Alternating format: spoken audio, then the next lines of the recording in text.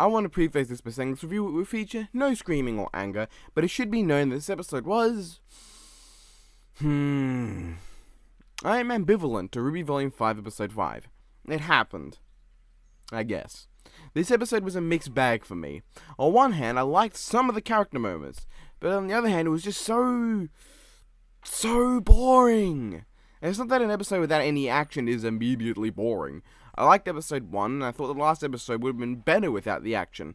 And, RWBY Volume 3 had so much action in it that sometimes it kind of took away from the episodes. And the one episode without action I actually really enjoyed. This episode, though, one step at a time. Ah, shit, Blake episode. Well, there's so much wrong with this scene, but I don't really have any reason to blame Blake for it. Well, not yet. Firstly, this one moment sounds like Sun's voice line was clipped a bit at the start. Here, let me show you what I mean. I've beaten up on wanky dankies before. I've beaten up on giant monsters and robots more than once. It's a mistake that I've made in the past, but I really didn't think a professional studio would fuck this up. Then they go around asking for signatures in an almost cringe-worthy scene. I'm being honest, the level of fail they hit here almost made me cringe. But I'm not a cringer guy, so And also, I couldn't quite really do that because I got to see all these new types of faunus. These Zora faunus in particular caught my interest as they were fish-based, and I really like fish. The goat head faunus was cool, and even some of the background faunus were alright. I also found interest in Blake outright saying chameleon. I don't actually remember any other instances of a character mentioning an animal from Earth outside of Oobleck's rant on Zwei, and mentioning canines and dogs and banana pizza pie. I don't care. It's actually interesting that Earth and Remnant share so many biological similarities in their creatures. Really, though, some of Blake's motions here are hilarious. Also, Satan faunus. And what faunus is this guy? Also noticed the first time watching, the sun hits the table hard enough for liquid to fly out, but the next shot... Well, look. Apparently, though, not a single person signed the thing on the scroll to help Haven out. What? I can understand if only the minority agree, but the idea that every single individual in Menagerie would say no is ridiculous. This isn't how people work. I know they're faunus and not humans, but this show has taken strides to show that they're not all that different on a cognitive level. Most likely by just not changing anything and writing them like humans anyway to kind of derail most of the point. Anyway, Blake tries to explain this by saying that the faunus who moved here were tired of fighting and won't put the world in front of themselves, but give me a fucking break.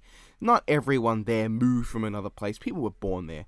And down here in Australia, we have people claiming the Kelly Gang were good people despite them shooting and killing multiple policemen and civilians.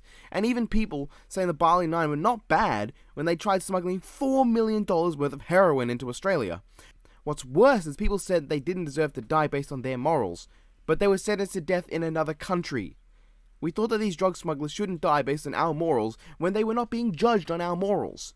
There are so many people with bleeding hearts, and they should be faunus like that too. I'm not saying bleeding hearts are bad. I'm just saying that sometimes they really go too far, and that this isn't going that far. This is just going to help a place by signing.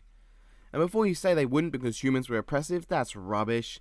I've known so many Indigenous Australians who are really nice people and want to help others, even if they've been bullied and racially segregated.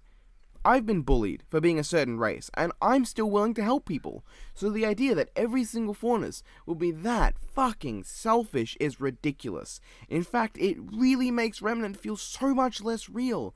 And Remnant already feels like a plastic toy you can pick up and throw around like a rag doll. Plastic rag doll, that doesn't sound right. Now, I know it's possible that there was a minority that signed, and they just didn't mention it in the episode, because but it's definitely set up in a way to imply they didn't get a single signing. Normally, this would be played for laughs, but when played for drama, it seems outright ridiculous. Animation glitch. Apparently, Blake also labels people. How lovely. That'll really make everyone love her again.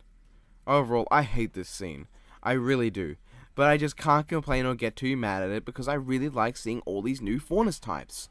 Now, I also want to note that this scene really feels like it was just meant to lead into a conversation where Blake gets to express how she feels about Sun and discuss the valuable lessons she's learned. But really? You learned that sometimes you need to be there for a friend even when they don't want you to be? Bitch, I learned that when I was 7. 7. To be fair, she did live with the White Fang for a while, but I'm amazed none of these oppressed people ever got depressed and shunned Blake away before, thus bringing Blake to realize that she should help them.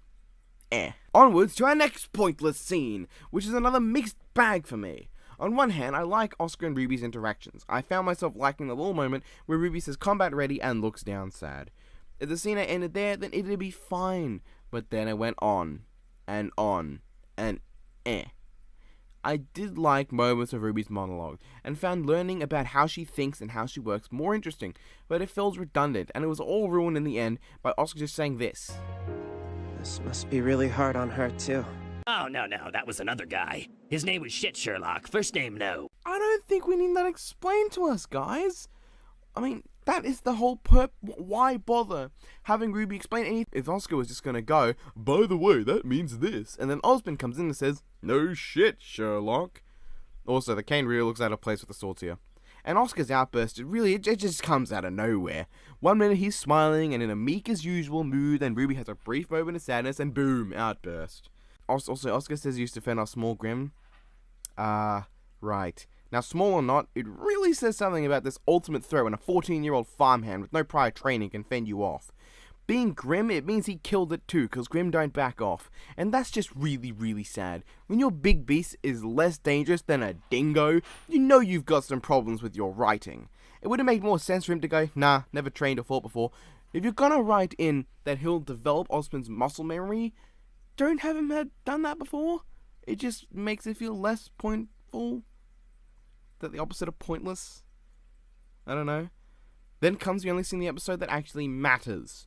We meet the Fox brothers again, and wow, they are boring. I mean, I am impressed. They are so boring. There's nothing to them I like, nothing to them I hate, nothing to them I like to hate. There's no hamminess, there's no threat, there's no ominousness, there's just existence. They exist. And that's it. The whole scene is really just, you kill Belladonnas. But not Blake. She has paid character immunity. okay. The only things I actually liked about this scene are, surprisingly, Adam's message. As I like that he has more anger and rage in his delivery. He actually sounds threatening. I believe this is a guy who's angry, annoyed, and has a placid anger after he calms down a bit. And then the next thing is this guy named Yuma. Yuma? Like, Tsukumo Yuma? Like, that guy from Yu-Gi-Oh! Zexal Yuma? Like, the guy who has something wrong with his hair Yuma? That's just sad. Anyway, I just like him because of the wings. And I'm legitimately curious what type of form he's a bat. He's gonna be a bat. If not a bat, then a dragon. But that's dumb. So he's Batman. And with that voice, He will be dubbed Batman, who is also a gun. jeez, maybe this guy should put his arm down once in a while, because that's gotta hurt holding him up like that all the time. So that's the episode, and it's okay. I mean, I feel like after the last episode slammed down the accelerator, that this one slammed down on the brakes. The first scene sucked, the second scene mostly sucked, and the third scene had two good things, but it also mostly sucked. I can't say I'm a fan of this episode, but there were enough little things in the background that saved me from disliking it. Man, it's sad when your background characters are the best thing about your episode.